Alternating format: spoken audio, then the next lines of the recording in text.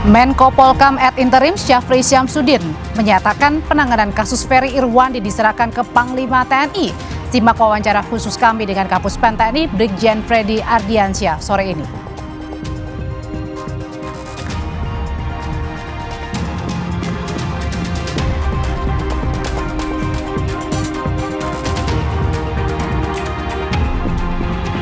Komisi untuk Orang Hilang dan Korban Tindak Kekerasan atau Kontras dan sejumlah aktivis menemui Del Pedro Marhen di rumah tahanan Mapolda Metro Jaya.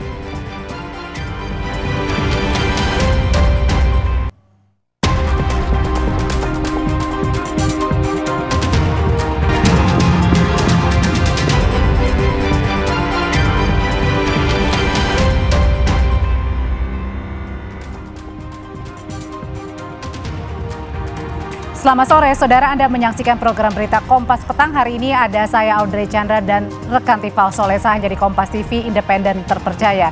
Informasi pertama kami awali dari Jakarta. Dan laporan pertama ini datang terkait dengan peristiwa saudara gagal menanjak karena kelebihan beban.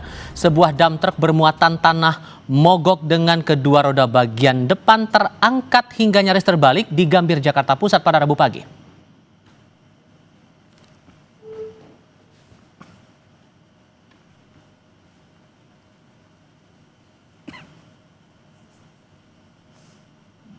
Video amatir warga ini menunjukkan bak truk yang sudah dalam kondisi mogok dengan kedua roda bagian depan terangkat hingga nyaris terbalik di Gambir, Jakarta Pusat pada Rabu pagi tadi. Bak truk berisi material tanah sudah berdiri hampir tegak dengan sebagian tanah tumpah di aspal jalan. Insiden terjadi saat dam truk bermuatan tanah merah melaju dengan kecepatan rendah dari arah Harmoni menuju Tomang pada Rabu dini hari. Sempat terjadi kemacetan imbas kecelakaan ini.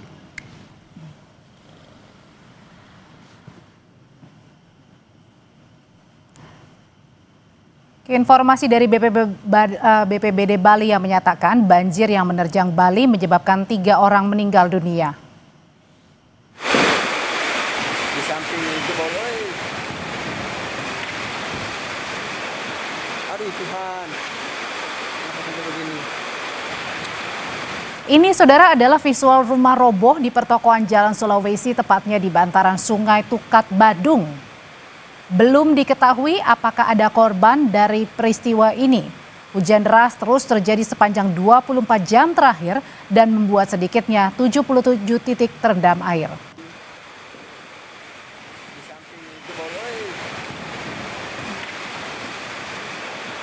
Aduh Tuhan, sedang lewat robos.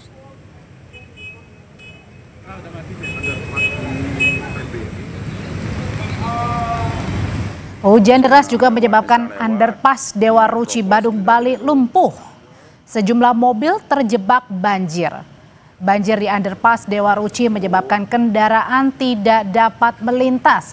Padahal lokasi ini dilalui kendaraan yang mau mengarah ke Nusa Dua Bali dan ke Bandara I Gusti Ngurah Rai. Banjir di underpass Dewa Ruci menyebabkan kemacetan panjang warga yang melintas. Sedang lewat. Ini main robos, kini ada nero.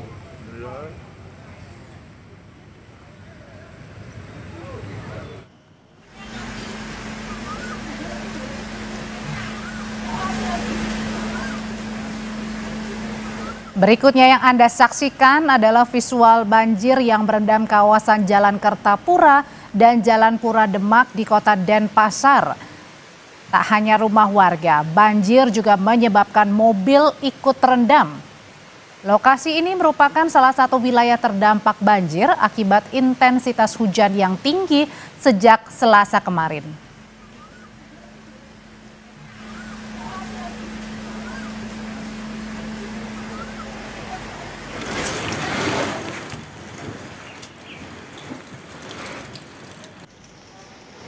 Selain merendam dan merobohkan rumah, banjir juga menyebabkan sejumlah mobil warga terdampak.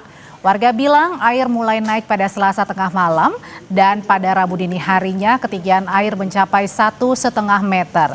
Warga menyebut ini merupakan banjir terparah setelah 20 tahun terjadi banjir serupa.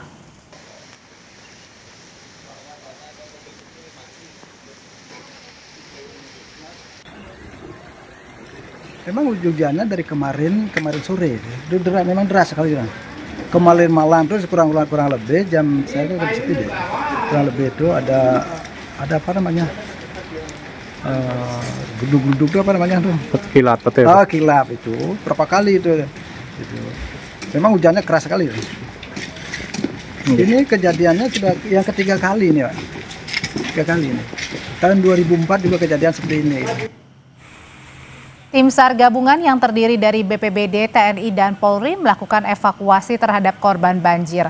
Sejumlah wilayah di Denpasar yang terendam banjir diantaranya adalah Pura Demak, Monang Maning, Tegal Kerta, hingga Pasar Kumbasari dengan genangan yang berbeda-beda ketinggiannya. BPBD Bali mencatat 3 orang meninggal dunia akibat banjir yang melanda 5 kabupaten kota di Bali. Denpasar menjadi wilayah yang paling parah terdampak banjir dengan total 77 titik.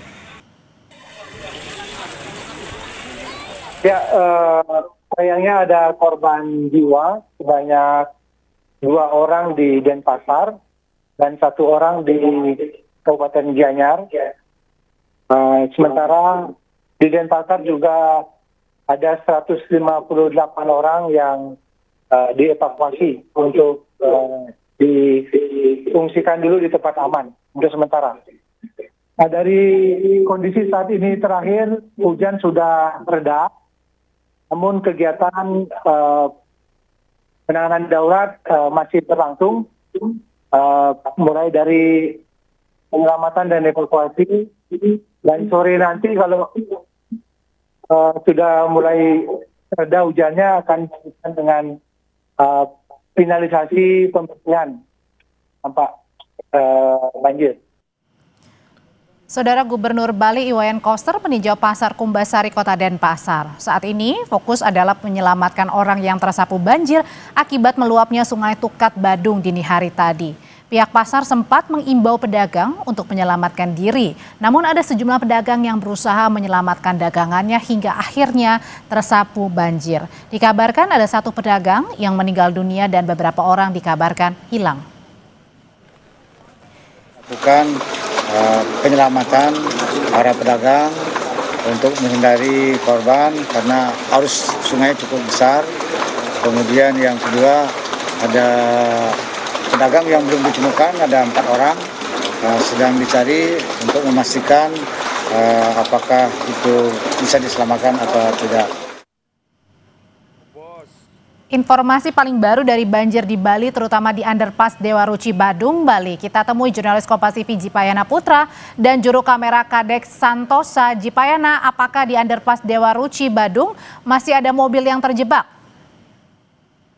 Baik, terima kasih Audrey dan saudara. Hingga sore ini informasi yang kami terima di lapangan, tepatnya di Underpass Dewa Ruci Badung ini, masih ada 2 mobil yang terjebak di dalam genangan air pasca banjir yang terjadi di beberapa wilayah di Provinsi Bali. Dan saat ini tim dari Badan Wilayah Sungai hingga Bina Marga tengah melakukan penyedotan air dan mengerahkan 8 alat penyedot untuk mempercepat proses untuk menghilangkan genangan air yang ada di Underpass Dewa Ruci ini, Adri. Iya, lalu sebenarnya Anda boleh membantu untuk menunjukkan nggak di belakang Anda ini sebenarnya ada berapa mobil yang terjebak banjir ini? Baik Audrey dan saudara, tepat ada di belakang saya, tepatnya di Underpass Dewa Ruci ini, masih ada 2 mobil yang terjebak banjir dari tadi pagi, di mana 2 mobil tersebut milik warga yang tengah kebetulan melintas di kawasan Dewa Ruci dan terjebak kemacetan di kawasan Dewa Ruci ini. Dan akhirnya akibat adanya debit air yang terlalu tinggi mengakibatkan kawasan ini terendam cukup parah, dan hingga sore ini ketinggian air diperkirakan masih di sekitaran 3,5 meter, Audrey. Ya, berarti artinya pada saat kejadian mobil terendam, kemudian ada penumpang maupun pengendaranya atau sopirnya. Bagaimana dengan kondisi para korban ini, Ipayana? Baik, untuk kondisi para korban setelah kami dapat temui tadi di lokasi, kondisi korban itu dalam keadaan baik dan tidak ada korban jiwa di dalam kejadian banjir yang ada di kawasan Dewa Ruci ini. Mengingat kemarin, tadi pagi maksud saya, setelah air meninggi, korban yang memiliki mobil langsung keluar untuk menyelamatkan diri dan meninggalkan mobilnya di underpass ini, Audrey. Baik, satu pertanyaan terakhir, Jipayana, ini kan kawasan underpass ini kan menjadi lalu lalang ya bagi para pengendara yang mau menuju ke Nusa Dua maupun ke bandara. Bagaimana dengan mereka yang ingin menuju ke Nusa Dua maupun ke bandara? Lewat akses yang mana? Baik, Audrey dan saudara, memang kemacetan panjang memang terjadi di kawasan Dewa Ruci ini, di mana arus yang menuju ke arah utamanya ke arah Sanur dan ke arah Kuta memang menjadi kemacetan yang cukup parah. Namun arah ke menuju ke bandara cukup lenggang, mengingat underpass ini memang sebagai untuk memecah arus kendaraan untuk menuju ke arah Sanur dan ke Kuta. Dan arah ke bandara sebagian besar masyarakat akan mengambil jalan alternatif melewati jalan tol Bali Mandara untuk mempercepat untuk sampai di bandara, Audrey. Terima kasih untuk laporannya, jurnalis Kompas TV Jipayana Putra. Menko Polkam ad interim Syafri Syamsuddin menyatakan penanganan kasus Ferry Irwandi diserahkan ke Panglima TNI. Simak wawancara saya dengan Kepala Pusat Penerangan TNI Brigjen Freddy Ardianzah sesaat lagi.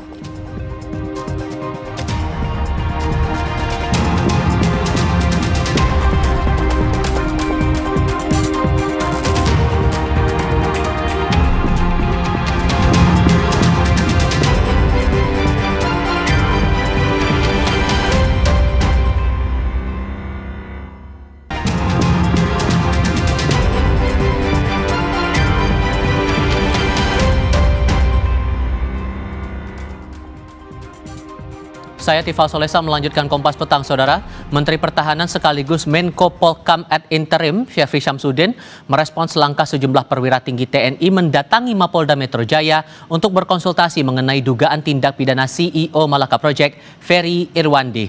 Syafri mengaku mengetahui langkah sejumlah jenderal TNI itu, namun ia meminta hal itu ditanyakan kepada Panglima TNI Jenderal Agus Subianto, sebab menurutnya ada pembagian kewenangan antara dirinya sebagai menteri dengan Panglima TNI.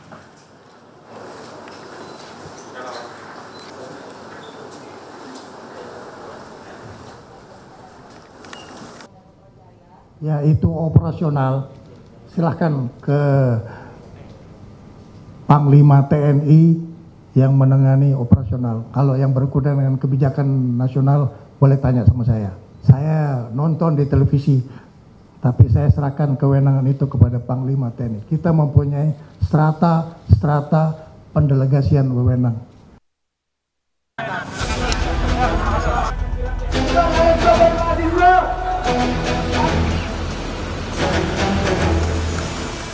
Dugaan tindak pidana yang dilakukan oleh saudara Ferry Irwandi.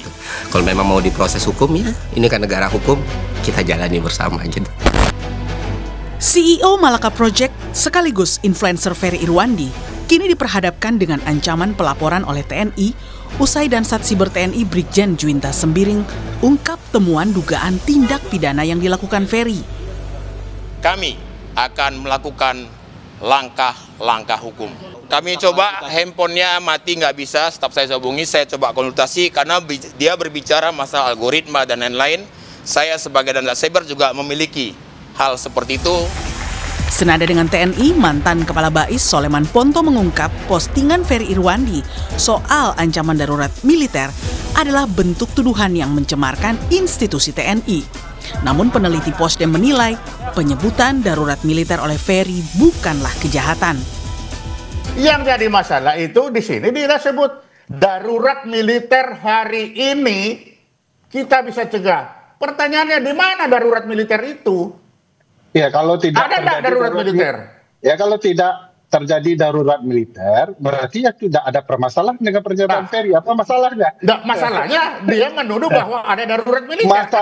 Masalahnya militer tersinggung bahwa darurat militer itu adalah urusan militer. Itu yang salah, militernya yang salah. Sejak kapan penentuan darurat militer itu adalah kejahatan? Lah, kan dibilang kejahatan, di situ dibilang. Ya, sekarang saya bilang, darurat militer gagal. Emang itu kejahatan? Lah darurat sekarang dia bilang hari ini kita, pertanyaannya mana ada darurat militer, kan itu masalahnya. Ya, kalau tidak ada darurat militer, ngapain militer? Sebelumnya, Wadir Siber Polda Metro Jaya sudah menyampaikan kepada pihak TNI jika kasus pencemaran nama baik tak bisa dilaporkan institusi berdasarkan putusan MA. Laporan harus dibuat atas nama pribadi. Kan menurut putusan MK kan institusi kan nggak bisa melaporkan, harus pribadi kalau pencemaran nama baik. Ferry Irwandi yang belakangan sangat aktif bersama sejumlah aktivis dan influencer mendorong tuntutan rakyat 17+8 mengaku sangat siap bila laporan TNI berlanjut ke proses hukum. Dan kalau misalnya tindakan ini dianggap bikin saya takut, khawatir, cemas, tidak Pak. Saya akan jalani, saya nggak akan play victim, rengek-rengek, tidak. Gitu. Kalau memang mau diproses hukum ya, ini kan negara hukum, kita jalani bersama gitu. Tim Liputan Kompas TV.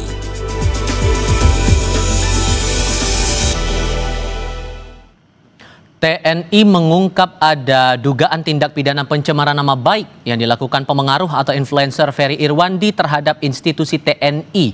Namun menurut polisi, putusan Mahkamah Konstitusi tidak memperbolehkan institusi melaporkan seseorang atas dugaan fitnah. Kami akan diskusikan ini bersama Kepala Pusat Penerangan atau Kapuspen TNI Brigjen Freddy Ardiansyah dan Direktur Amnesty International Indonesia Usman Hamid. Selamat sore semuanya dengan Tifal di sini, apa kabar? Selamat sore Tifal dan Pak Kapuspen. Terima kasih semua sudah bergabung dalam diskusi kami kali ini. Pak Freddy, saya ke Anda dulu. Karena kan kemarin setelah konsultasi dari polisi bilangnya lembaga atau institusi tidak bisa melaporkan untuk dugaan pencemaran nama baik. Sehingga dengan hal semacam ini, apa langkah TNI berikutnya Pak? Iya, terima kasih. Saya sudah diundang ke Kompas ya.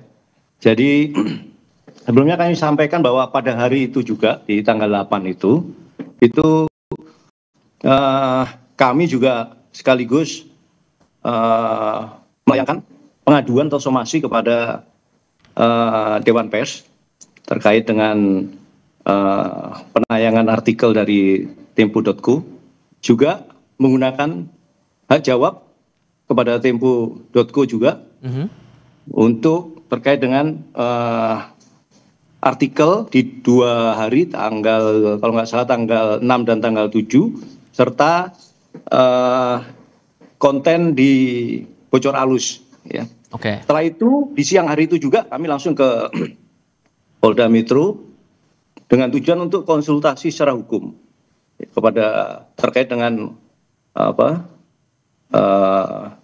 tindakan dari saudara FI yang kami rasa sudah memberikan fitnah, kemudian ujaran kebencian, provokasi, disinformasi, serta adanya potensi penghasutan yang kami kira perlu adanya untuk tindak lanjut ya, langkah-langkah hukum. Seperti itu Mas. Oke, dan dari temuan teman-teman Satuan Siber TNI ini apa? Apakah betul itu kaitannya dengan yang disebutkan darurat militer seperti yang disebutkan juga oleh Pak Soleman Ponto kepada kami kemarin? Itu salah besar itu kalau dikait-kaitkan sama darurat militer itu. Makanya itu kemarin Dansat Cyber juga menyampaikan secara gamblang dan jelas ya bahwa ada unsur-unsur penyebaran berita bohong di situ. Ya, udah disanggah berulang kali baik itu oleh Wapang TNI, Wakil Panglima TNI maupun oleh Menhan sendiri ya terkait itu. Ya, jadi TNI akan selalu berada dalam koridor konstruksi hukum yang jelas. Ya, seperti yang pernah saya sampaikan pada saat preskon itu juga ya, bahwa kita bekerja sesuai dengan koridor hukum yang jelas, kemudian juga kita tegak lurus kepada penguasa tertinggi, pemegang kekuasaan tertinggi atas darat, laut, dan udara, yaitu Presiden. Ya. Jadi tidak mungkin kita melaksanakan hal-hal yang seperti yang disampaikan itu. Sorry saya potong Pak. Masyarakat ya adanya darurat militer itu sangat-sangat menyesatkan saya kira. Ya. Oke, sehingga spesifiknya Pak, dugaan pencemaran nama baik ini saya butuh penegasan lagi. Terkait dengan hal apa Pak yang membuat akhirnya ada dugaan tindak pidana di situ? Itu nanti untuk lebih jelasnya akan tidak saya sampaikan di sini, tapi nanti akan dari Babinkum juga tadi sudah rapat juga, ada beberapa pasal yang di KUHP ya, tadi kalau nggak salah ada 6 atau 7 pasal yang bisa mengaitkan itu, tapi nanti ini masih dibicarakan di internal kita, mohon waktu nanti akan saya sampaikan. Salah satu pasalnya terkait pencemaran nama baik, Pak? Pencemaran nama baik kan kemarin kan sudah kita angkat, kemudian kan dimentahkan oleh Polda Metro ya, terkait dengan putusan MK itu ya. Jadi memang kita melihat ke berbagai kemungkinan tindak pidana yang dilaksanakan oleh saudara FI ya. Seperti yang saya sampaikan tadi, ada fitnah, kemudian disinformasi, kemudian manipulasi sebuah berita bohong. Ingat, saya sampaikan Mas, pada saat tanggal 5 saya ingat itu, pada saat Maulid Nabi itu saya sudah menggelar preskon juga. Ya, bahkan sebelumnya, jauh hari sebelumnya saya sudah menyampaikan bahwa berita-berita penangkapan TNI provokator itu jelas-jelas hoax. Sudah saya bantah itu berulang kali. Tapi kenapa video-video itu masih dijadikan dasar untuk menganalisa, dasar untuk membuat analisa digital? Itu yang saya sesalkan ya. Kami sesalkan karena itu sudah berulang kali dan itu sudah ditegaskan oleh Polri.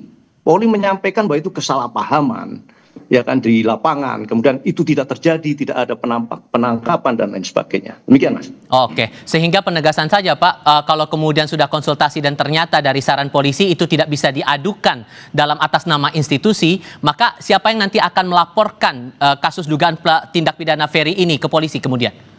Nah, itu nanti kita sampaikan berikutnya. Mungkin saya nggak bisa jawab sekarang, tapi nanti akan langkah-langkah hukum apa yang TNI laksanakan. Yang pasti TNI sangat menghormati kebebasan berekspresi. Saya menghormati kebebasan saudara FI untuk memberikan pendapat, baik itu di ruang digital maupun di talkshow, di wawancara dan sebagainya. Ya, akan tetapi saya sangat berharap bahwa semuanya harus berlandaskan pada informasi yang valid, kemudian yang aktual. Jangan sampai semua berita-berita ataupun penyampaian-penyampaian itu yang sifatnya itu memanipulasi sebuah berita yang salah, itu jadinya akan memecah belah, ya kan? Baik. Kemudian mengadu domba dan memprovokasi saya kira itu Mas. Oke, Bung Usman merespon itu. Nah, ini kan dasarnya berarti kan karena sudah TNI sudah sempat mengklarifikasi, tapi narasi sebelum klarifikasi itu dipakai oleh Ferry, makanya muncul di konten media sosial itu, Bung Usman. Itu gimana ngeresponnya?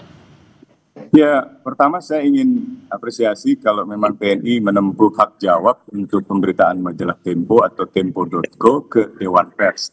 Saya kira cara itu masih dimungkinkan di dalam konteks sengketa atas sebuah pemberitaan atau perselisihan atas kebenaran sebuah berita.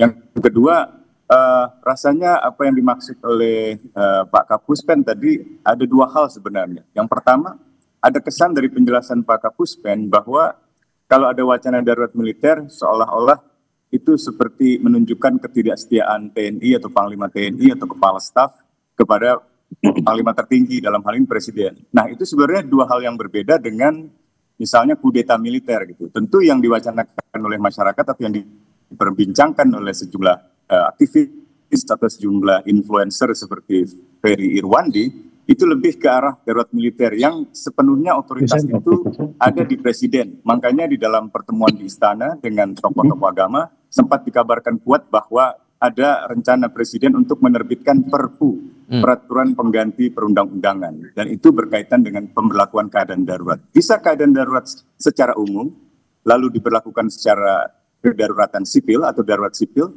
baru kemudian fasenya ke darurat militer sampai akhirnya ke darurat perang. Jadi memang tidak sehitam putih yang dibayangkan sebelumnya, tapi saya kira tetap saja apa yang disampaikan oleh Ferry Irwandi itu adalah bagian dari pendapatnya. Dan saya lega kalau TNI menganggap Ferry hanya menyampaikan ekspresi pendapat itu. Dan yang ketiga soal pidana. Kita tahu putusan Mahkamah Konstitusi memang tidak lagi membolehkan misalnya institusi atau pimpinan institusi untuk melaporkan tindak pidana pencemaran nama baik kepada seseorang, kepada institusi. Nah ini saya kira sudah dijelaskan juga oleh pihak kepolisian dan itu adalah langkah yang tepat gitu. Kalau kembali ke dalam perdebatan, misalnya Ferry mengatakan itu sebagai Bung Usman? Ya. Oke, kita coba perbaiki dulu komunikasi kami dengan Bung Usman Hamid dari Amnesty International Indonesia. Sorry, Bung Usman, sorry, tadi sempat terputus. Boleh diulang lagi? Boleh diulang lagi poin yang tadi? Oke, jadi mengenai benar tidaknya informasi yang disampaikan oleh Ferry Irwandi misalnya, itu sebaiknya diletakkan di dalam perdebatan wacana dan kebenaran sebuah rencana kebijakan. Bukan diletakkan di dalam konteks pencemaran nama baik atau tidak. Yang kedua, barangkali sudah saatnya memang ada tim investigasi yang independen. Sehingga hasilnya bisa diterima oleh semua pihak. Hasilnya lebih objektif gitu. Kalau dalam keterangan Ferry Irwandi dalam debat dengan Pak Soleman Ponto sebagai bekas kepala BAIS, itu kan kesannya Pak Soleman membantah adanya katakanlah keterlibatan anggota kavaleri TNI di dalam sebuah tindakan kerusuhan, tapi Ferry lalu mempertanyakan kembali, kalau memang tidak benar keterlibatan itu berarti polisi yang salah. Nah kalau polisi yang salah, berarti TNI yang benar. Kalau TNI merasa benar, berarti polisi yang salah. Atau kalau dua-duanya merasa benar, mungkin ada saatnya, ada perlunya untuk membentuk tim investigasi independen. Maaf, saya agak keliru. Lagi-lagi nih soalnya aspirasi publik lagi Pak Freddy, gimana menjelaskan itu? Baik, terima kasih atas sarannya Pak Usman. Kalau menurut saya, kalau kemarin Mas Ferry Irwandi itu menyampaikan ya, gamblang itu, bahwa siapa kira-kira dalam kerusuhan itu. Kita percaya pada siapa? TNI atau Polri? Nah, pada saat preskon sudah jelas dijawab oleh saya selaku perwakilan TNI. Kemudian ada Karo Penmas dan Karo Provos selaku perwakilan dari Polri yang menyatakan bahwa itu tidak benar. Nah, terus ya jadi yang perlu saya sampaikan di sini itu tidak perlu tim investigasi kalau untuk menjawab itu. Tinggal Mas Ferry Irwandi aja menyampaikan. Kalau menurut saya lelaki itu yang dipegang omongannya. Manakala dia mengetahui itu salah, ya katakan itu salah. Manakala dia meyakini itu benar, yakin itu benar. Ya. Begitu faktanya itu berbicara itu salah, ya harusnya seyogyanya, gentlemen. Kalau usah mempertahankan opini atau pendapat yang salah.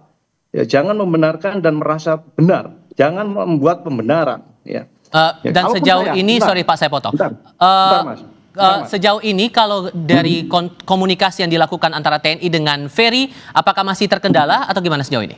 Nah, kalau yang seperti yang penyampaian dan saat cyber kemarin ya, memang beliau termasuk stafnya sudah berupaya untuk kontak, tapi tidak ditanggapi ataupun tidak mendapat respon ya. Jadi kami kurang monitor. Yang perlu saya sampaikan di sini yang saya teruskan ya Mas ya, bahwa lelaki itu dipegang omongannya. Termasuk saya, Mas. Di sini saya selalu menyampaikan bahwa apabila saya salah dalam pernyataan ya, kemudian saya wajib mengakui salah. Saya wajib mengakui permohonan maaf. Ya, dan saya siap mundur dari jabatan saya. Itu saya, prinsip saya. Dan itu saya sampaikan di sini pada saat perintah Panglima begitu mendengar, Panglima TNI mendengar ada anggota yang diisukan ataupun dibuat berita, diviralkan terlibat itu. Panglima langsung menyampaikan, ya apabila ada prajurit yang terlibat, tidak dengan tegas. Ya, kemudian disampaikan juga bahwa beliau jabatan dan pangkat ini harus dipertanggungjawabkan, bukan hanya dunia tapi akhirat. Itu yang harus kita pegang. Itu harus kita pegang, Mas. Sehingga muncul pertanyaan juga di publik begini, Pak. Kalau kemudian polisi punya satuan siber yang langsung menangani dari aspek hukumnya. Untuk satuan siber yang kemarin konsultasi dengan Polda Metro Jaya, apakah juga langsung menjurus pada aktivitas media sosial atau aktivitas percakapan di media sosial juga di ranah sipil? Tapi jawabnya nanti, kita jeda sebentar. Kami segera kembali.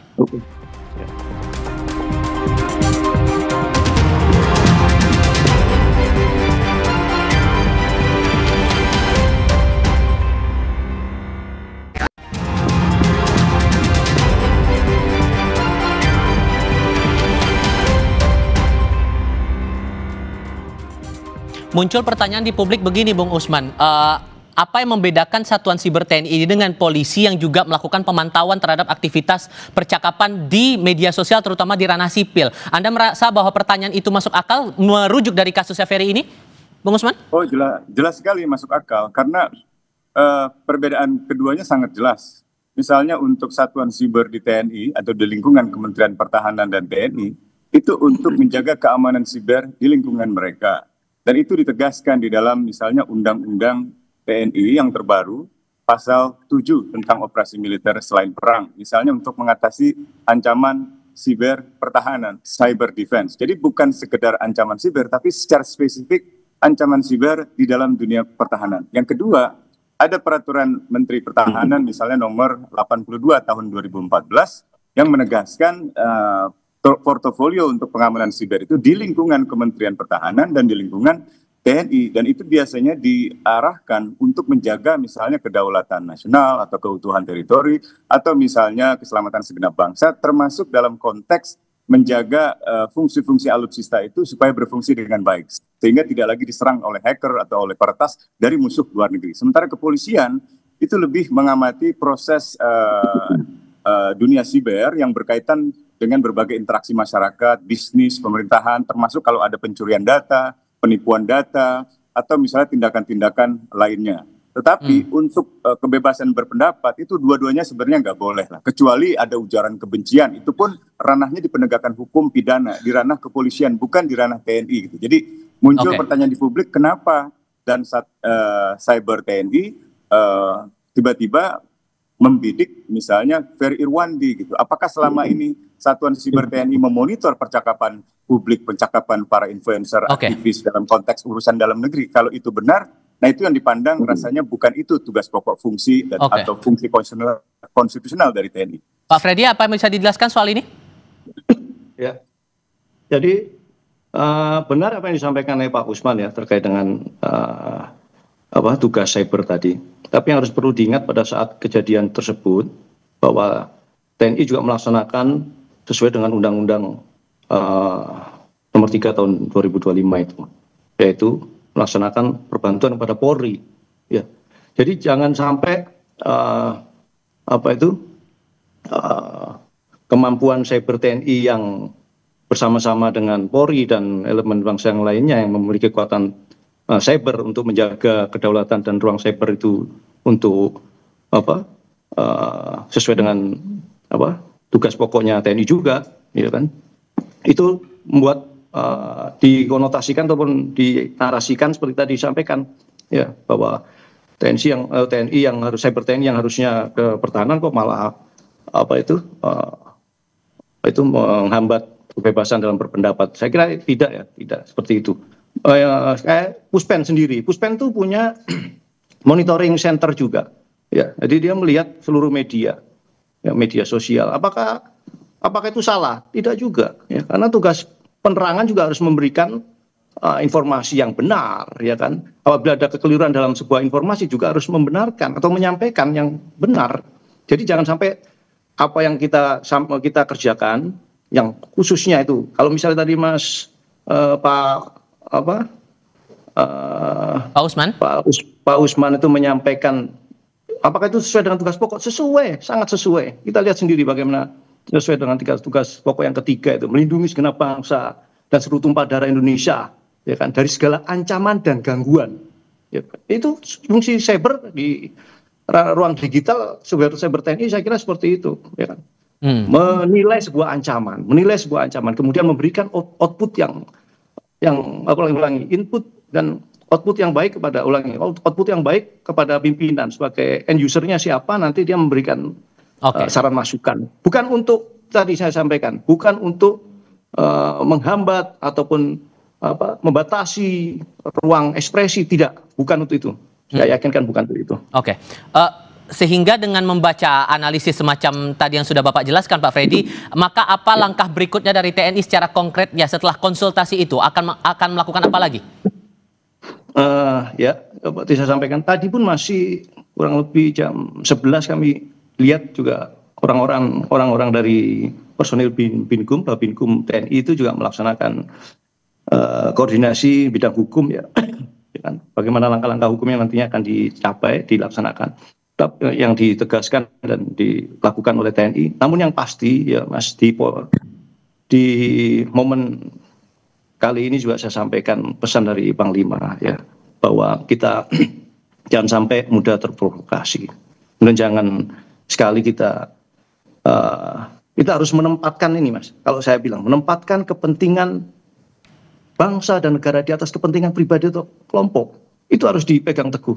Jadi saya sampaikan tadi, jangan sampai nanti narasi-narasi yang negatif, framing-framing negatif, bahkan sesat itu malah mengadu domba kita, mengadu domba rakyat dengan TNI dengan Polri, ya kan? Sehingga itu harganya mahal. Kita lihat sendiri di berbagai belahan dunia itu bagaimana konflik terjadi dan sebagainya. Saya kira itu.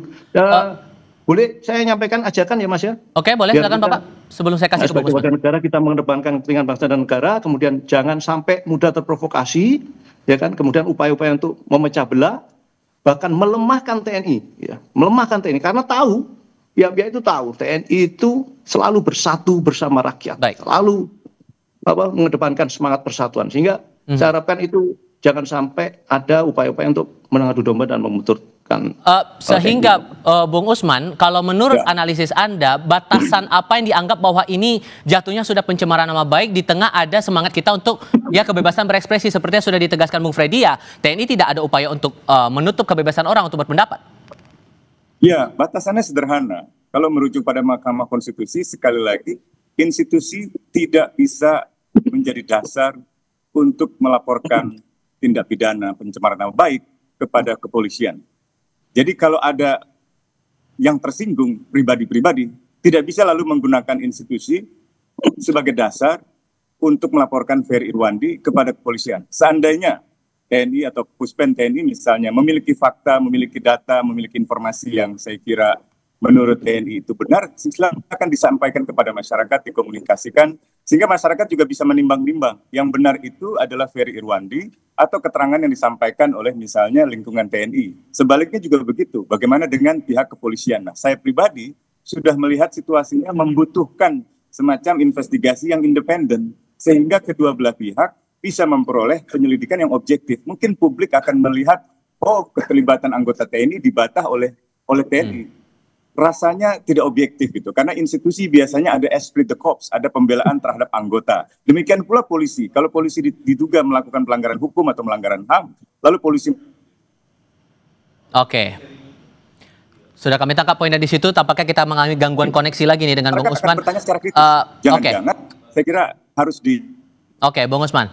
Saya kasih ke Pak Freddy. Maka Pak Freddy, jaminan bahwa itu semua terbuka, apa yang mau disampaikan dari pihak TNI? Dari awal yang saya nyampaikan dari awal bahwa itu pemberitaan salah, pemberitaan hoax, berita bohong itu terbuka. TNI selalu terbuka terkait itu. Ya kan, kemudian selalu memegang teguh asas-asas independensi serta akuntabilitas itu wajib kita. Apalagi di zaman era digital saat ini. Tidak bisa kita itu TNI udah bergaya-gaya akan berbohong, kemudian menutup-nutupi, tidak akan mungkin bisa. Ya, saya kira itu. Dan saya sampaikan tidak ada kriminalisasi, ya, tidak ada kita menghambat kebebasan berpendapat maupun kebebasan sipil, kebebasan berekspresi, tidak ada. Kita tetap menghargai ruang demokrasi. Baik. Saya kira itu. Pak Freddy, Bung Usman, terima kasih banyak sudah berdiskusi bersama kami kali ini. Saya selalu semuanya. Selamat sore. Terima kasih banyak. Pak Usman, makasih. Setelah sempat dilaporkan hilang kontak, helikopter PKIWS milik PT Intan Angkasa berpenumpang 4 orang ditemukan terjatuh dekat distrik Jila, Kabupaten Mimika. Lengkapnya sebentar lagi.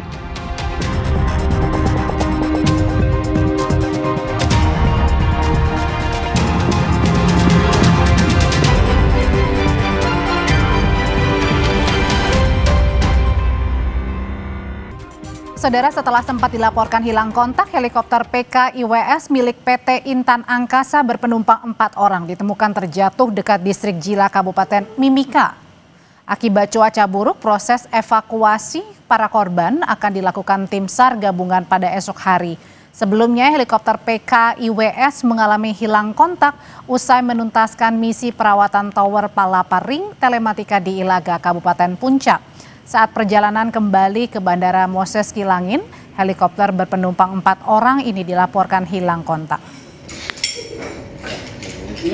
Sore ini pukul 16.55 bahwa untuk PKIWS sudah terlihat dan heli tersebut mengalami kecelakaan, dan yang terlihat adalah bagian tail rotor heli tersebut, dan untuk lokasinya lebih dekat ke arah Jila.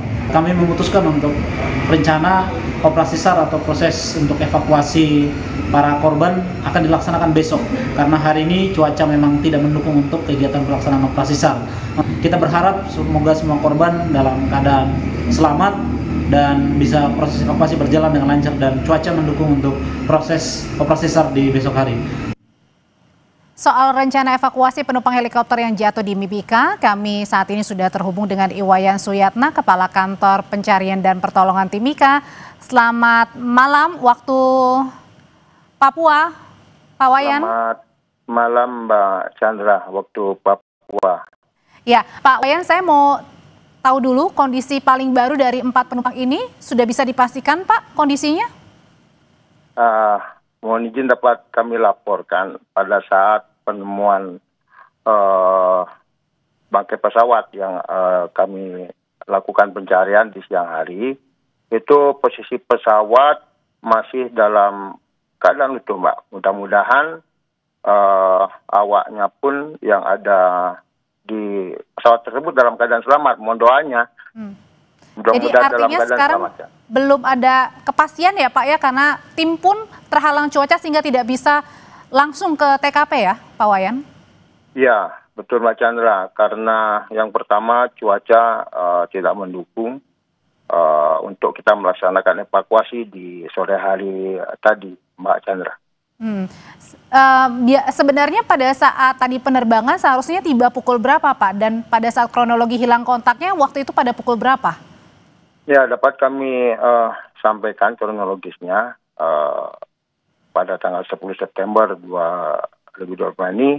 Kami terima info dari anak Timika yang bahwasanya pesawat tersebut berangkat pada pukul 12.40 WITA dari Tower Bandar Udara Moses Kilangit, mencoba menghubungi heli Pekes namun tidak mendapatkan jawaban. Nah, pada pukul 13.01, heli milik PT Intan Angkasa dengan nomor registrasi PKIWD menuju lokasi untuk melakukan pencarian. Namun hasilnya masih nihil, Mbak.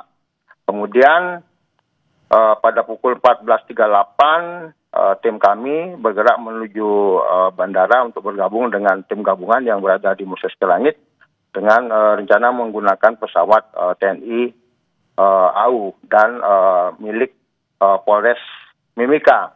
Namun tidak bisa kami lakukan pencarian karena cuaca juga tidak mendukung. Kemudian pada pukul 14.30, heli milik PT Intan Angkasa berhasil menemukan lokasi jatuhnya korban. Jatuhnya pesawat tersebut kurang lebih jaraknya dari Mimika itu 102 km ya, kurang lebih 50 nautical mile lah kalau kita hitung dari jarak. Oke, Pak Wayan, helikopter ini yang membawa 4 penumpang ini sedang melakukan kegiatan apa? Dan apakah rutin ini untuk bolak-balik menggunakan helikopter yang kemudian jatuh? Kami tidak mendapatkan info kegiatan apa yang dilakukan oleh helikopter tersebut. Namun kami terima info bahwa helikopter tersebut mengalami lost contact.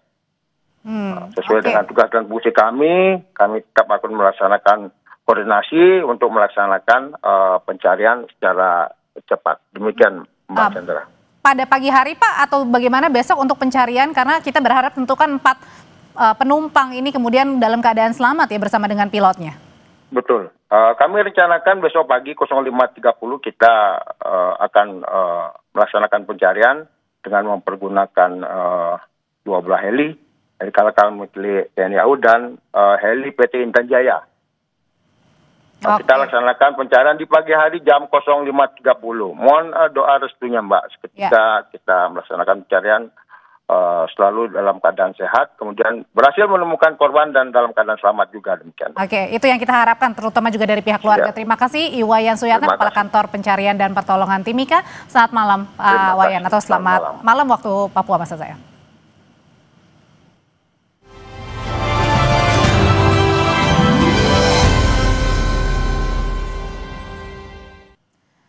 Saudara, 14 tahun sudah Kompas TV hadir menemani pemirsa sebagai salah satu pilar demokrasi. Kompas TV berharap di usia ke-14 tahun ini tetap menjadi sumber informasi yang independen, terpercaya.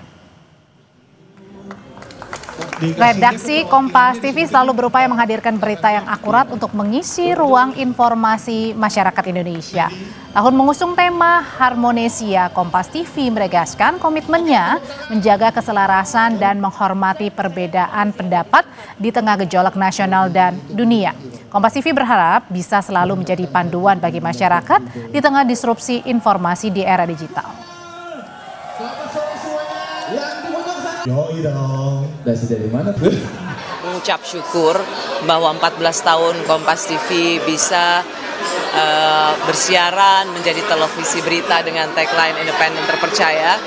Kami berharap Kompas TV selalu menjadi bagian dari masyarakat untuk mencari informasi, menjadi panduan bagi masyarakat Indonesia di tengah disrupsi informasi di mana publik susah sekali sekarang membedakan mana pernyataan asli dari seseorang atau AI. Semoga Kompas TV tetap menjadi acuan dan panduan masyarakat Indonesia untuk mencari informasi dan peristiwa yang faktual. Lalu seperti apa persiapan pelaksanaan acara Puncak HUT Kompas TV yang ke-14 yang mengusung tema Harmonesia? Berikut adalah liputan jurnalis Kompas TV Astrid Gunawan dan juru kamera Yanuar Ruslim. Sehari jelang malam puncak peringatan hari ulang tahun ke-14 Kompas TV, persiapan sudah semakin matang seperti yang bisa Anda lihat di belakang saya. Persiapan venue atau lokasi mulai dari penataan panggung, penempatan meja, lampu, audio terus dipersiapkan. Tidak hanya lokasi yang dipersiapkan, tapi juga kesiapan tim yang mengawal dan menjaga jalannya acara supaya berjalan dengan lancar dan juga berjalan dengan baik. Terus dilakukan mulai dari koordinasi, briefing, dan juga menjaga kekompakan tim supaya bisa memberikan yang terbaik untuk pemirsa Kompas TV dalam peringatan hari ulang tahun ke-14-nya. Saya ingin tanya, kira-kira di tahun ini apa ya yang berbeda dan jadi spesial di HUT ke-14 Kompas TV? Saya akan berbincang langsung dengan Ketua Panitia HUT ke-14 Kompas TV, Mbak Nurvita Rabiula, yang mungkin lagi sibuk. Saya ganggu sebentar, nggak apa-apa ya Mbak? Mbak, ini di ulang tahun ke-14, apa yang berbeda yang disampaikan dari Kompas TV? Di ulang tahun ke-14 ini yang berbeda, di hari memperingati ke-14 tahun Kompas TV, kita mencoba menghadirkan tidak hanya doa untuk Kompas TV, tapi juga doa dan harapan untuk Indonesia hari ini dan nanti. Maka dari itu ada beberapa yang berbeda, mulai dari ada dialog merajut asa negeri, di mana kita menghadirkan tamu-tamu dari berbagai elemen untuk berdiskusi tentang apa yang harus kita benahi, apa yang harus kita harapkan untuk negeri ini, hari ini dan yang akan datang. Harapannya apa untuk Kompas TV di usia yang baru?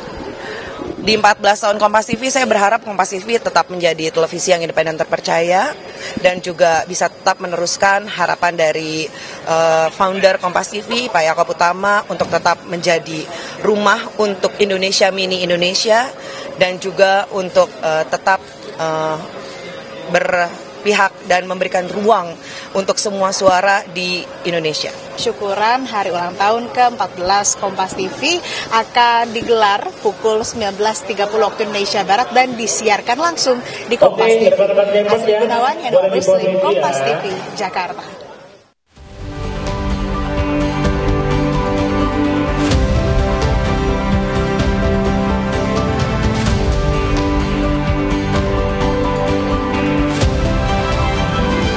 Assalamualaikum warahmatullahi wabarakatuh. Salam sejahtera bagi kita semua. Om Swastiastu, Namo Buddhaya, salam kebajikan. Saya Burhanuddin, Jaksa Agung Republik Indonesia beserta jajaran mengucapkan selamat hari jadi yang ke-14 untuk Kompas TV.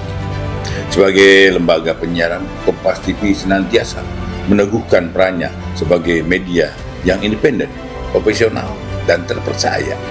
Lebih dari sekedar menyampaikan berita, Kompas TV menjadi jendela wawasan, ruang pembelajaran, dan cermin nilai-nilai kebangsaan yang menumbuhkan semangat persatuan. Semoga dengan momentum ini, Kompas TV senantiasa menghadirkan informasi yang edukatif, inspiratif bagi pemirsa di seluruh penjuru negeri. Teruslah menjadi suara informasi yang menyatukan, menggerakkan, dan membangun harapan bagi Indonesia yang lebih maju dan bermartabat, dengan tetap menjaga integritas serta kode etik dalam setiap jurnalistik. 14 tahun Kompas TV harmonis. Wassalamualaikum warahmatullahi wabarakatuh. Salam sejahtera bagi kita semua. Shalom. Om Santi, Santi, Santi Om. Nama budaya, salam kebajikan.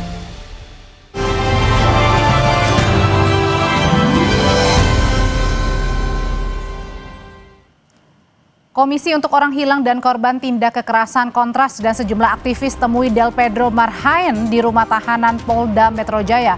Perbincangan kami dengan Wakil Menteri Hukum kami akan hadirkan usai jeda, tetap di Kompas Petang.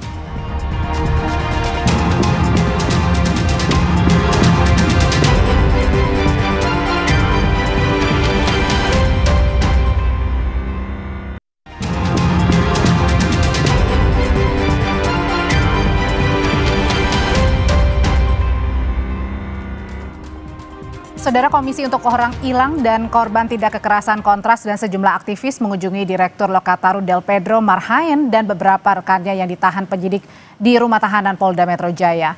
Kontras bersama aktivis dan tim advokasi untuk demokrasi serta akademisi mendatangi rutan Polda Metro Jaya sejak pukul 12 siang tadi.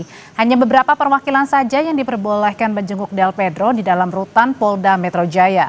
Salah satu anggota tim advokasi untuk demokrasi, Ali Fauzi, mengatakan ini merupakan bentuk dukungan psikologis bagi Del Pedro dan beberapa rekannya yang ditahan pihak Polda sejak awal September lalu. Tim hukum saat ini tengah menunggu hasil pengajuan penangguhan penahanan dan mempersiapkan rencana pra-peradilan. Pasalnya memang ini sifatnya bentuknya adalah penghasutan seperti itu. Tapi kita lihat gitu ya, ini tidak ada korelasi, tidak ada kausalitasnya gitu ya dengan beberapa gelombang protes yang dilakukan oleh masyarakat luas gitu ya. Akan terus melakukan pendampingan di tahapan penyidikan ini gitu ya. Mungkin coba juga menimbang beberapa hak yang memang diberikan kepada seseorang yang ditetapkan sebagai tersangka, yaitu salah satunya melakukan penangguhan penahanan atau mengajukan permohonan pra-peradilan gitu ya. Sebelumnya, Menteri Koordinator Bidang Hukum, HAM, Imigrasi dan Pemasyarakatan Yusril Iza Mahendra menemui puluhan tahanan tersangkut dengan demo ricuh. Salah satunya adalah Direktur Eksekutif Lokataru Foundation, Del Pedro Marhaen. Video saat Menko Yusril menemui Del Pedro diunggah di Instagram pribadi Yusril. Yusril juga ditemani Wakil Menterinya Otto Hasibuan. Dalam pertemuan, Yusril mengatakan Del Pedro tetap bersikeras menyatakan dirinya tak bersalah. Yusril bilang pemerintah menghormati penjelasan Del Pedro. Dia mengatakan saya tetap berpendapat bahwa saya tidak bersalah. Ya, saya katakan kami menghormati itu.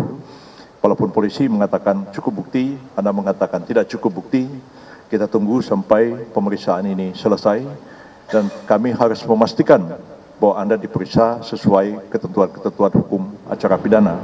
Tidak ada pemaksaan, tidak ada kekerasan, dan pemeriksaan itu dilakukan secara fair, jujur, dan adil, dan didampingi oleh penasihat hukum. Sementara saat dikunjungi Direktur Eksekutif Lokataru Foundation, Del Pedro Marhaen bilang siap menghadapi proses hukum yang adil. Del Pedro ditahan sebagai tersangka dugaan penghasutan. Polisi mengatakan Del Pedro diduga menyebarkan hasutan untuk bertindak anarkistis saat demo. Selain Del Pedro, 68 orang lainnya masih ditahan pasca demonstrasi. Saya harap mungkin saya berkomitmen untuk mengikuti segala pemeriksaan, kooperatif dan menyampaikan keterangan yang bersih. Dan insya Allah saya siap mengikuti proses hukum bagaimananya nanti kita lihat ke depan. Insya Allah hal dari saya tetap insya Allah saya tidak bersalah. Jadi lagi bagaimana ke depannya dan saya percaya pasti kepolisian, Pak Yusril, semua juga masyarakat yang punya integritas, saya yakin tidak mungkin membawa kita ke dalam hal yang gelap. Lalu bagaimana langkah hukum dari kasus penahanan Direktur Lokataru Del Pedro Marhaen dan beberapa aktivis lainnya? Kita bahas bersama tim kuasa hukum Lokataru Fian Alaidrus dan juga Wakil Menteri Koordinator Bidang Hukum, HAM, Imigrasi dan Pemasyarakatan Oto Hasibuan. Selamat sore Pak Oto, selamat sore Mas Fian. Selamat sore. Ya, saya mau ke Pak Wamenko dulu. Pak Oto, jadi kemarin itu dari sekian banyak puluhan para demonstran yang masih ditahan, Del Pedro adalah yang paling lama Anda dan juga Pak Menko temui. Jadi apa saja waktu itu yang diperbincangkan kemarin bersama Del Pedro, Pak Oto? Ya, kita dari Kementerian, saya bersama Pak Yusril, bertemu dengan Del Pedro itu sesungguhnya adalah untuk memastikan apakah semua hak-hak hukumnya dia itu sudah terpenuhi atau tidak. Yang kami jumpai bukan hanya Del Pedro, tapi juga tahanan-tahanan yang lain. Lebih kurang 68 rasanya, kalau saya tidak keliru semua kita jumpai. Karena ada di sana ada perempuan, ya, ada juga dua kalau salah ya, ada juga beberapa yang lain. Ada juga namanya Piga, ya, ada Del Pedro. Nah, yang kita bicarakan pada Del Pedro adalah karena kebetulan dia jumpa dengan kami, langsung dia bilang, waduh, terima kasih Pak Oto, terima kasih Pak Yusril, dia bilang, artinya kita kan saling berkenal, karena dia juga kalau saya tidak keliru kan lawyer juga di kantornya, rekan kami juga ada Haris Azhar gitu ya. Jadi memang naturalnya kita sebagai background lawyer juga sudah memahami lah bagaimana, boleh dikatakan walaupun saya sudah tidak berpraktek, tapi kan kalau dia lawyer, masih aktif, tentu ini kan teman sejawat sebenarnya. Tetapi kami datangkan dalam kedudukan bukan sebagai lawyer, tapi sebagai Wakil Menteri Koordinator. Sehingga kita bertanya apakah semua hak-haknya sudah dipenuhi, apakah lawyernya sudah punya, apakah diberikan kesempatan untuk membela diri, termasuk apakah ada perlakuan-perlakuan yang menyimpang, umpamanya pemaksaan. Jadi keresahan-keresahan apa sebenarnya yang mungkin saja menjadi tanda tanya sehingga ingin dikonfirmasi langsung oleh Bapak dan juga Pak Menko sehingga datang ke Polda menemui Del Pedro? Iya, kita ini kan Menko ini kan mempunyai tupoksi kan bahwa dalam penegakan hukum ini kita menghormati hak asasi manusia. Jadi kita selalu memperhatikan jangan sampai dalam penegakan hukum apapun jangan sampai ada pelanggaran hak asasi. Jadi sekiranya pun terjadi hal seperti ini terhadap Del Pedro atau yang lain-lain, terlepas salah atau tidak, tapi hak-hak dia harus dipenuhi, ya gitu. Dan kita makanya saya ajak kita bertemu dengan Kapolda, ya kan? Ada Wakapolda, ada direkturnya bersama-sama ke sana. Kita datang, kita lihat gitu. Dan ternyata kita tanya Del Pedro, dia bilang juga semuanya fine-fine aja, tidak ada masalah. Artinya semua haknya sudah terpenuhi gitu. Oke, di sini kedatangan kemarin adalah dari Pak Yusril dan juga Pak Oto, Mas Fian, adalah untuk memastikan klien Anda ini semuanya dapat berjalan dengan sebagaimana mestinya meskipun ditahan begitu. Nah, sebenarnya yang Anda tangkap sebagai kuasa hukum dari Del Pedro sendiri, sebenarnya yang Anda tangkap adalah memang karena tadi ingin menjamin hak-hak dari Del Pedro atau ada hal lain yang ditangkap, Mas Fian?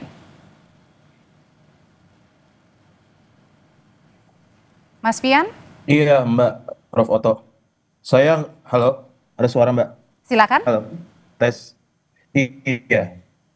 Mungkin ada hal lain saya nggak bisa tafsirin karena itu di dalam hatinya Prof. Oto sama Pak Yusril aja yang tahu, tuh sama Tuhan yang tahu. Yang Anda tangkap Tapi aja. gini, Mbak, yang saya tangkap adalah jangan sekedar menjadi sebuah momentum politik gitu ya, Prof. Oto. Saya paham betul ada kunjungan untuk memastikan hal-hal ke Del Pedro, tapi kalau kita mau apresiasi juga Prof, di saat kita mengapresiasi tapi kondisi Del Pedro, Viga, Sahdan, Mujafar, Sam di Kediri, ada kebebasan yang direnggut gitu. Makanya memang pasti Prof Oto lebih paham bagaimana harus menggunakan hukum pidana digunakan tidak serampangan karena ada martabat ataupun hak asasi manusia yang akan direnggut. Kalau nanti ujung-ujung diskusinya mau dibawa, ya nanti ada proses hukum di pengadilan, ya kita end of discussion, buat apa ada Kompas TV buat acara begini kan, Prof. Tapi maksud saya ada juga fakta-fakta yang unik, begitu Prof Oto datang sama Pak Yusril datang, itu beda sekali dengan kami, bahkan orang tua yang datang gitu. Bahkan tadi baru beberapa tokoh dan juga beberapa penasihat hukum datang. Pembedanya di mana nih? orang tuanya Sahdan sampai jam 3 lewat tidak bisa bertemu dengan Sahdan. Bayangkan. Ini saya tahu ada SOP, ada aturan, tapi jangan sampai SOP aturan itu justru membatasi hak keluarga untuk melihat anaknya sendiri. Kalau mau dibilang antara Prof. Otto sama Pak Yusril lebih dekat mana sama orang tuanya Sahdan, kan harusnya lebih diutamakan orang tuanya Sahdan. Tapi apa? Saya nggak mau terlalu panjang di situ, tapi saya mau bilang bukan karena Prof. Ottonya, bukan karena Pak Yusril, tapi ada melekat kewenangan-kewenangan sehingga Prof. Otto, Pak Yusril diistimewakan. Nah, ini di mana quality before the law. Nah, tapi saya mau bilang Prof. Otto, gunakan kewenangan yang diamanahkan kepada Prof. Otto untuk mengoreksi. Kita tahu ada independensi kepolisian, tapi jangan sampai ini bukan dilakukan untuk penegakan hukum, tapi ini saya rasa ini beyond hukum, Prof. Mas Jadi Fian, gunanya Prof adalah untuk ya mengoreksi, ada upaya koreksi. Jangan lagi ceramah hukum di situ, Prof Yusril, karena ada teman-teman LBH, ada teman-teman TAUD, udah pasti ada saksi, ada charge, ada saksi ahli, tentu itu. Tapi kita mau ada wajah negara, Prof, untuk berupaya mengoreksi. Jangan sampai orang sudah sampai di bawah pengadilan bahwa nanti ujung-ujung dia tidak terbukti. Ada kebebasan yang ditaruhkan di situ, Prof. Tapi sebenarnya kemarin itu pada saat Mas Del Pedro ini ketemu, adakah juga dibahas misalnya soal penangguhan penahanan kah? Oh, saya kebahas ke siapa? Ke Prof. Otto? Apa kemana? Iya, pada saat menemui Del Pedro ini ditemui oleh Pak Menko dan juga Pak Wamenko. Saya nggak tahu, mungkin Pak Prof. Otto yang bisa jawab. Dibahas apa? Kalau mengenai soal ada proses penahanan itu tidak ada pembahasan kita dan tidak ada yang disampaikan oleh Del Pedro soal itu. Jadi tentunya kalau dia mengajukan permohonan penahanan, tentunya yang lebih tahu tentunya adalah pengacaranya. Dan kita kan tidak mau masuk ke arena itu. Tapi kalau umpamanya dia mengajukan permohonan penahanan ke pihak kepolisian, tentunya kepolisian nanti yang merespon hal itu. Walaupun sebenarnya kami juga memberikan saran-saran kepada pihak kepolisian. Kalau seperti ada anak yang kalau ada di bawah umur, tolong dipertimbangkan. Apakah sebaiknya ini dikembalikan kepada orang tuanya, ya kan? Karena kita kan tidak menekankan bagaimana menahan orang dan sebagainya. Jadi itu kami sampaikan juga kepada Polda. Ya kan? Nah, jadi saya kira kalau tujuan kami sana udah jelas ya, kami bisa memahami setiap orang yang direnggut haknya itu pasti merasa ada namanya haknya dirampas kan, pasti ada persatu. Jadi kedatangannya adalah menjamin gitu ya, Pak Otto. Tapi kita kembali lagi ke pasal yang disangkakan oleh Del Pedro ini, ada pasal penghasutan hingga penyebaran berita bohong. Sebenarnya kalau dari pasal penghasutan sendiri, Pak Otto juga sebagai pengacara, ini korban yang dihasut ini siapa, Pak? Enggak, jadi gini. Perkaranya sendiri ini kan ditangani kepolisian. Kami tidak berdiskusi sedikit pun dengan polisi tentang apa-apa saja yang dilakukan oleh dia. Karena kami tidak mau mengintervensi soal proses hukumnya. Saya hanya melihat di papan tulis dan saya tanya ini pasal yang dituduhkan apa? Dia bilang ada pasal 45, ada pasal ada yang 170. Nah, dan terhadap Del Pedro, kami tidak berdiskusi tentang pasal-pasal itu. Yang kita sampaikan pada waktu itu adalah bahwa diskusinya bagaimana Del Pedro, apakah Anda sehat, haknya sudah dipenuhi. Dia langsung dengan panjang lebar dan ada rekamannya, dia membicarakan bahwa semuanya semua baik-baik, saya di sini, terima kasih datang, tapi dia katakan bahwa saya tetap merasa tidak bersalah. Nah, kalau dia tidak bersalah tentu itu hak yang harus dia perjuangkan tentunya kan. Tapi Pak Otto, tapi kemudian kan sebenarnya dalam tuntutan dari warga kemarin dalam 17+8 kan ada meminta untuk membebaskan seluruh demonstran yang kemudian ditahan. Apakah ada kemudian keinginan begitu untuk dari pemerintah sendiri untuk membebaskan, karena ini kan suara dari rakyat juga? Ya, kalau kami berprinsip bagaimanapun kan penegakan hukum kan harus tetap dijalankan. Iya kan? Artinya kita hanya ingin memastikan kalau memang tidak ada pelanggaran hukum, ya jangan sampai ada kriminalisasi. Bebaskan dia kalau memang dia tidak bersalah. Tapi kalau dia bersalah silakan proses hukum. Makanya yang kami sampaikan kepada polisi yang kemarin itu, kalau memang saya nyatakan sendiri dalam wawancara kemarin, kalau memang kalian sudah menemukan bukti-bukti yang kuat, jangan dilama-lamain dia di situ. Silakan berkas segera. Tapi kalau memang tidak ada bukti, ya coba lepaskan. Oke. Itu yang kami tegaskan itu. Jadi kita dalam posisi yang betul-betul netral, ingin menjamin jangan sampai ada perlakuan-perlakuan yang tidak baik pada para tahanan itu. Itu tugas. Oke. Nah itu tadi Mas Fian juga ternyata dari Pak Oto sendiri dan Pak Yusril sudah menemui dan kemudian ya tadi ya kalau misalnya memang ada ya diproses silahkan, kalau tidak ada ya silahkan juga untuk dibebaskan. Jadi artinya tetap ada keinginan untuk pengajuan penangguhan penahanan untuk klien Anda? Penangguhan penahanan itu sudah diajukan sejak Kamis. Nanti mungkin Prof. Oto bisa halo-halo lah. Bisa membantu tadi dengan prinsip tadi Prof. Oto kan ingin membantu. Ya makanya sejak awal kami melihat jangan sampai Prof. Yusril, Prof. Oto berhenti pada sekedar ornamen politik saja. Betul memastikan tidak adanya pelanggaran-pelanggaran hukum bahkan hak asasi manusia. Tapi mesti dipastikan apa-apa yang telah kami lakukan tim hukum, tim TAUD, LBH Jakarta segala macam. Dari sejak Kamis minggu lalu, saya lupa tanggalnya, surat penangguhan terhadap Del Pedro, Syahdan, Mujafar itu sudah diajukan. Tapi sampai sekarang belum ada informasi tanggapan apapun. Di sini kan untuk terlihat juga Prof, kita lihat ada ketimpangan gitu loh Prof. Kasus Del Pedro, kasus Mujafar, Viga, konversinya Polda ini 3 kali sehari. Tapi terhadap orang-orang ditangkap, orang-orang yang meninggal, apa penjelasan dari pihak kepolisian? Tidak ada sama sekali. Nah tadi kembali kalau relevan dengan tuntutan 17+8, ayo coba dengan kewenangan Prof. Oto, Prof. Yusril, gunakan kewenangan itu. Kalau saya rasa Pak Prof. Oto tidak bisa netral dalam kondisi ini. Negara harus hadir terhadap orang-orang yang rentan, orang-orang yang dipinggirkan. Di situ fungsi negara seperti tweetnya Pak Yusril jelas kan ada analogi soal Bung Karno di bawah pengadilan. Kalau gitu jangan sampai saya rasa Prof. Oto harus ambil peran-peran di situ Prof. Oke, jadi itu harapannya. Terima kasih kalau gitu Pak Wamenko, Pak Oto Hasibuan dan juga Mas Fian sudah berbagi pandangan di Kompas Petang. Saudara, setelah jeda kami kembali dengan informasi dari Menkyu Purbaya Yudi Sadewa rapat perdana dengan Komisi 11 DPR. Purbaya yakin anggota Komisi 11 DPR soal kemampuannya mengelola masalah ekonomi termasuk soal keuangan negara.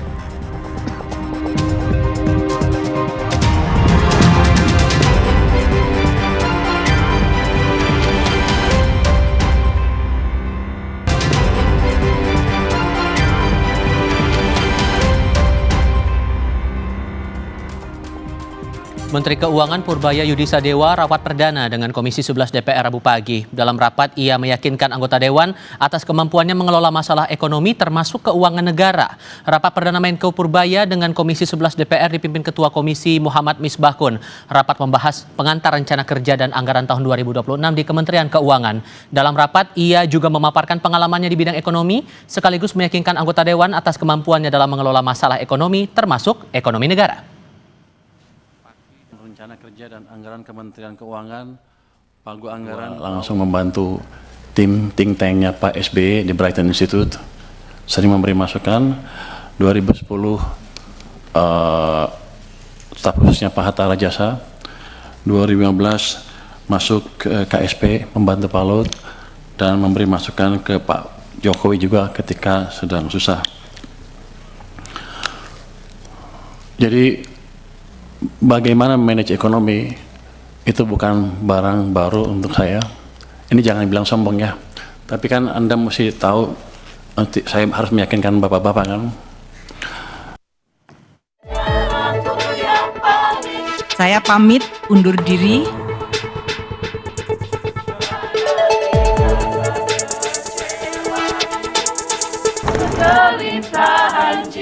Suasana haru menyelimuti Gedung Juanda 1 Kementerian Keuangan Jakarta Pusat Selasa kemarin.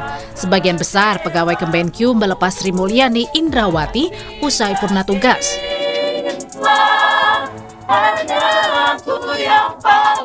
Dilepas dengan lagu Bahasa Kalbu yang dinyanyikan hampir seluruh pegawai Kemenkyu, Sri Mulyani tak kuasa menahan tangis.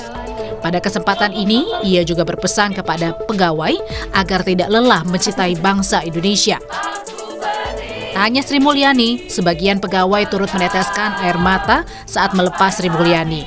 Beberapa di antaranya membawa setangkai mawar putih dan diberikan kepada Ibu Ani, begitu ia biasa disapa. Sri Mulyani Indrawati telah menjabat sebagai Menteri Keuangan RI pada era Presiden Susilo Bambang Yudhoyono pada periode pertama tahun 2005 hingga 2010. Ia kembali diangkat sebagai Menkyu oleh Presiden Jokowi pada 2016 hingga 2024. Kemudian di awal pemerintahan Presiden Prabowo, Sri Mulyani kembali menjabat sebagai Menteri Keuangan untuk Kabinet Merah Putih.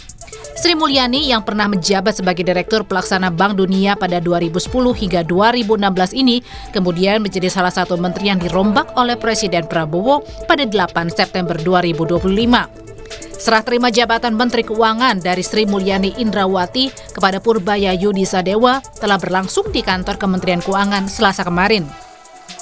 Dalam sambutannya, Sri Mulyani meminta agar ruang privasi dan pribadinya sebagai warga negara biasa dapat dihormati.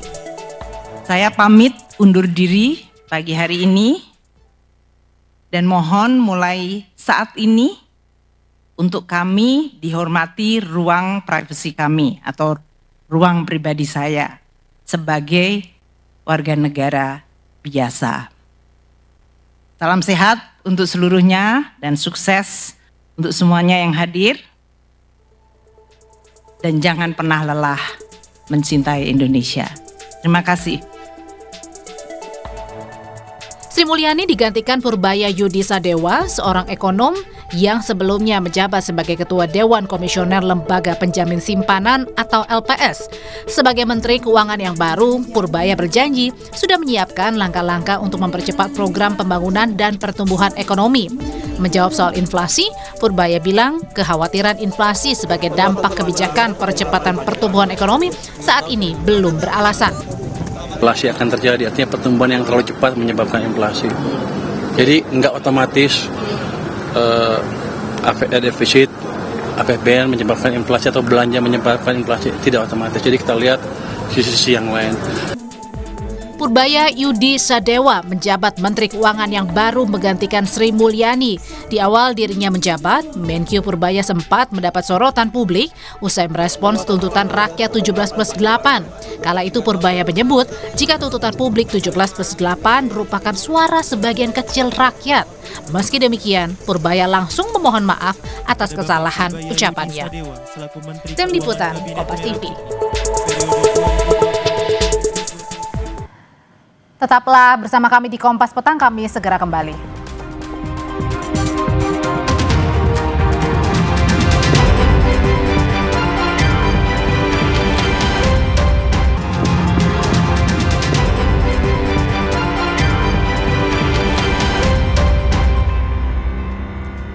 Atap ruangan di Sekolah Menengah Kejuruan Negeri 1 Cilengsi, Kecamatan Cilengsi, Kabupaten Bogor ambruk saat proses belajar mengajar siswa tengah berlangsung.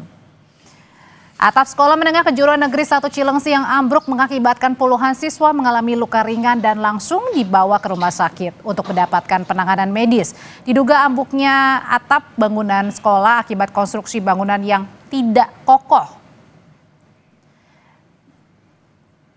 Berdasarkan pantauan udara, tampak hampir sebagian dari atap bangunan SMKN 1 Cilengsi di Kabupaten Bogor, Jawa Barat mengalami kerusakan.